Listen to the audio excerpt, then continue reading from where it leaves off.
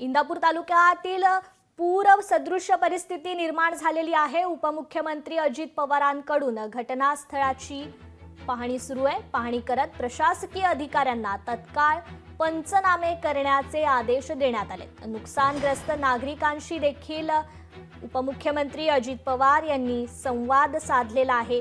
इंदापूर तालुक्यात पूर सदृश्य परिस्थिती निर्माण झाली आहे। पाणी जे आहे ते भरलेलं आपल्याला पाहायला मिळतंय। शेतकऱ्यांशी थोडं मागे तुमच्या घरामध्ये पाणी शिरलं काय एक लाख काय परिस्थिती लय बेकार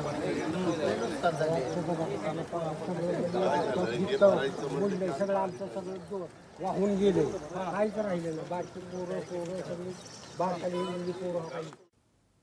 तर अजित पवारांकडून घटनास्थळाची पाहणी करण्यात येते। इंदापूर तालुक्याला पावसाने अक्षरशः झोडपून काढले। तिथे पूरसदृश्य परिस्थिती निर्माण झाली।